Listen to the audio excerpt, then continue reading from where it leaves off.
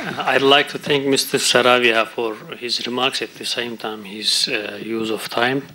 And Mr. Saravia mentioned the role of the international community and also global outlook to the current problems and also how to solve these problems that required international efforts, international community in that regard. Now I'm moving to Dr. Carlos Enrique da Costa Neves. He's a member of the Parliament, member of the European Affairs Committee, and he was the former Secretary of State of European Affairs. The floor is yours. Muito obrigado. Muito boa tarde a todos. Vou manter ao tempo, espero eu. Queria começar por agradecer o convite. Apreciei muito o convite que me foi feito e apreciei muito o convite que me foi feito porque o tema é o que é e porque é tratado nesta casa, pela qual eu tenho um grande respeito, nomeadamente por pessoas que, direta ou indiretamente, estão ligadas a ela. E, portanto, é com gosto que aqui estou. Depois, dito isto, gostava de dizer que, em cada tempo, temos a tendência para dizer que o tempo é complexo. Mas parece que, quando passam alguns anos, eles se tornam ainda mais complexos, esses tempos. E eu penso que, sem querer lançar aqui qualquer tipo de anátema sobre o futuro, espero que esta tendência para que os tempos se tornem mais complexos ainda não se continue a verificar, porque penso que a situação que vivemos hoje é já de si bastante complexa. Eu acho que devo começar por uma declaração de interesses, e a declaração de interesses é, primeiro, sou político, segundo, sou deputado à Assembleia da República e na Assembleia da República estou na bancada da oposição, sou militante do PSD, ou do Partido Social Democrata, e, portanto, tudo isso são características que eu tenho e que têm muito a ver com as opiniões que eu tenho e com a visão que eu tenho, quer da sociedade, quer do atual momento, no exterior e no meu país. A segunda questão que eu queria também, como declaração de interesse, afirmar é que estive 8 anos no Parlamento Europeu, acredito muito no projeto europeu, acredito muito ainda neste projeto europeu, tal como ele é hoje, e, portanto, penso que dizê-lo é importante para me meterem lá numa qualquer gavetinha. O terceiro aspecto, ponto prévio, que eu também gostaria de referir, é que há pelo menos 25 anos sou um grande entusiasta da adesão da Turquia à União Europeia e, portanto, também das minhas palavras, provavelmente tirar essa conclusão, mas, portanto, não sou isento nessa aproximação. Eu sou muito favorável, há pelo menos 25 anos, à adesão da Turquia à União Europeia, ainda hoje, assim o queira a Turquia. Depois, acho que também devo aqui fazer um ponto prévio que tem a ver com uma precisão. É que nós, uma das coisas que nos temos que entender é sobre o que é um refugiado. Porque isto vem sendo, a palavra vem sendo utilizada para várias finalidades que são diferentes entre si. Bom, um refugiado é quem está em condições de pedir asilo político. Bom, são esses, não tem nada a ver com a onda que está a entrar na Turquia, na Grécia, na União Europeia, que vem da Líbia, por exemplo. Um refugiado é, por outro lado, no outro extremo, qualquer migrante. Bom, então também dentro dos migrantes temos vários grupos. Temos os migrantes legais, temos os migrantes ilegais e quer num, quer noutro, pode-se cruzar o conceito com questões humanitárias, ou não. Eu não tenho também qualquer tipo de preconceito em relação a imigrantes, tenho até uma visão romântica. Eu costumo dizer que os imigrantes, aqueles que vierem, por exemplo, para a Europa ou para Portugal, são os filhos que nós não temos. E, portanto, eu tenho uma aproximação o mais positiva possível em relação aos migrantes. Eu acho é que nós temos que ser cuidadosos na precisão dos conceitos. Se é uma questão de asilo, porque as pessoas não têm condições de vida, correm risco de vida nos países de onde provêm, estamos a falar da Síria, estamos a falar eventualmente do Iraque, bom, estamos perante uma realidade. Estamos a falar em imigrantes em sentido geral, estamos a falar de outra realidade. E é óbvio que a União Europeia tem que controlar os fluxos migratórios.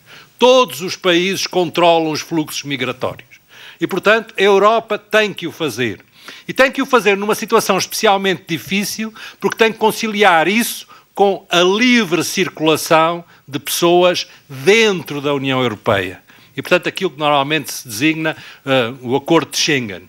E, portanto, o controle nas fronteiras existe, vai continuar a existir, o conceito de migrante legal existe, autorizado, o conceito de migrante ilegal existe, e no meio disso tudo paira a crise humanitária e os refugiados e a questão do asilo, que levanta também várias questões.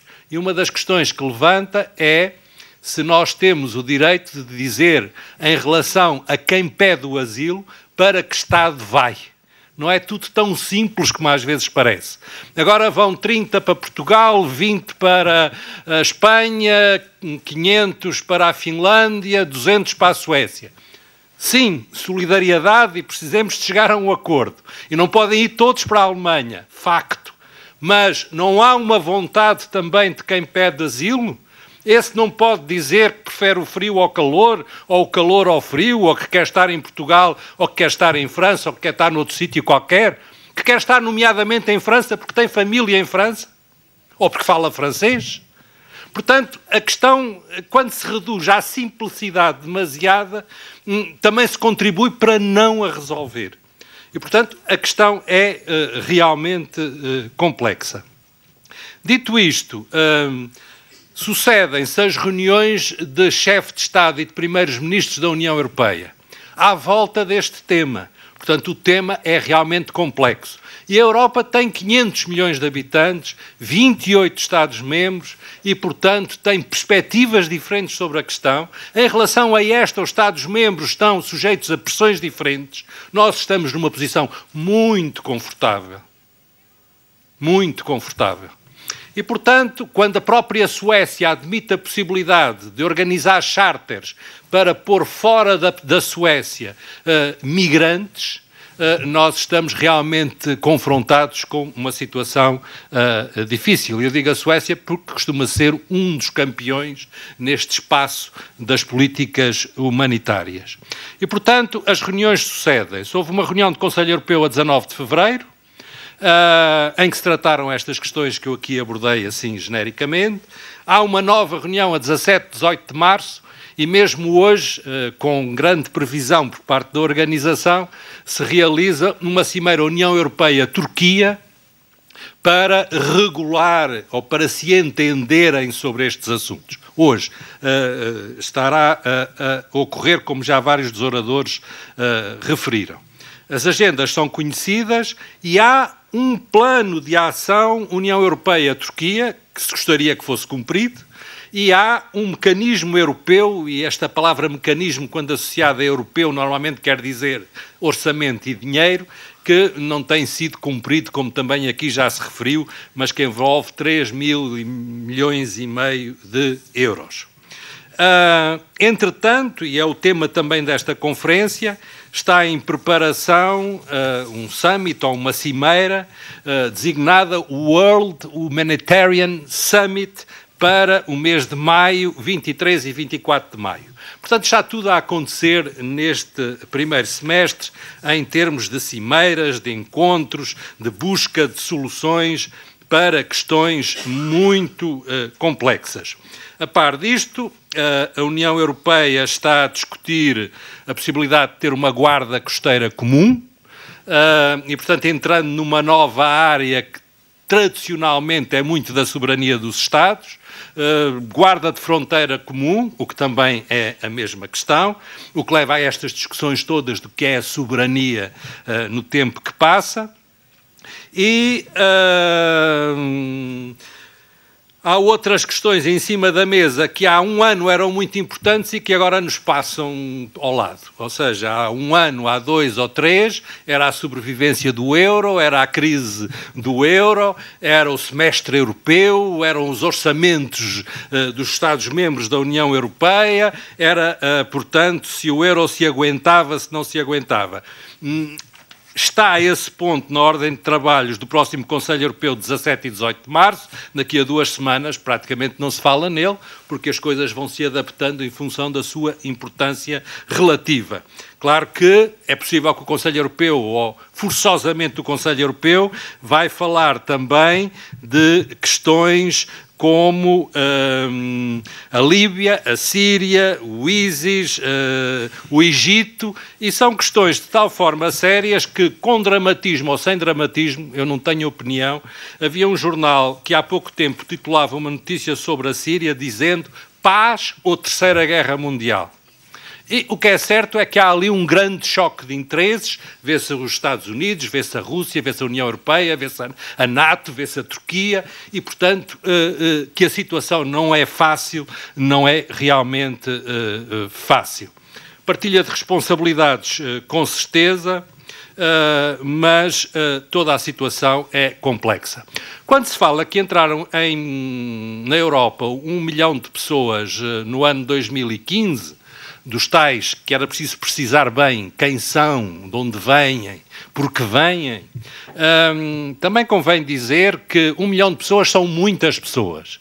Mas a Alemanha tem 70 milhões de habitantes, a União Europeia tem 500 milhões de habitantes. Portugal, em 1975, com 9 milhões de habitantes, recebeu 500 mil pessoas vindo das ex-colónias. Vieram, instalaram-se, foram absorvidas. A cultura era a mesma, está bem. Era mais fácil porque o país, eles eram originários deste país, está bem. Mas foram pessoas que foram levadas de um lado para o outro, de repente, por circunstâncias que não controlavam. Portanto, 1 milhão de pessoas, nem 8 nem 80. Nem digamos que não vale nada, nem digamos que é um problema insolúvel. É um problema solúvel, tem uma dimensão que nós conseguimos controlar.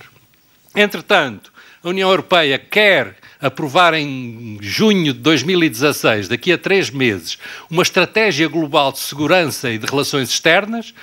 Tenho algumas dúvidas que consiga, qualquer coisa que não seja o Conselho Europeu toma nota de, porque nós gostaríamos muito que fosse o Conselho Europeu a prova, mas veremos se é possível.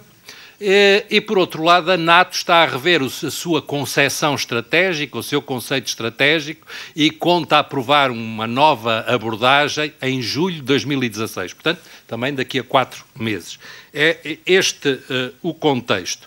E quando olhamos para todas estas questões que eu referi, aparece Turquia, Turquia, Turquia, Turquia. O próprio World Humanitarian Summit é na Turquia. Portanto, Turquia, Turquia, Turquia, a Turquia merecia ser talvez mais conhecida do que é, não só da nossa parte, como da parte da União Europeia no geral. E acho que se sabe pouco. Eu, quando preparava estas palavras, há alguns dias atrás, para vos trazer, quando pensava o que é que vos poderia dizer, lembrei-me de uma frase de Vitorino Nemésio, eu sou açoriano no meio disto tudo, lembrei-me de uma frase de Vitorino Nemésio que dizia que, em relação aos Açores, a geografia vale outro tanto como a história. E isto faz com que eu vos aconselhe, muito sinceramente, a olharem para o mapa do Médio Oriente, para os sítios onde estas coisas estão a passar, que vejam onde é que está colocada a Turquia, onde é que está a Grécia, onde é que são os Balcãs, onde é que é o Cáucaso, onde é que é o Egito, onde é que é o Iraque, o Irão, a Arábia Saudita, o que são xiitas, o que é que são sunitas, onde é que estão os xiitas, onde é que estão os sunitas, para se entender um bocadinho disto, e mesmo assim vamos entender pouco.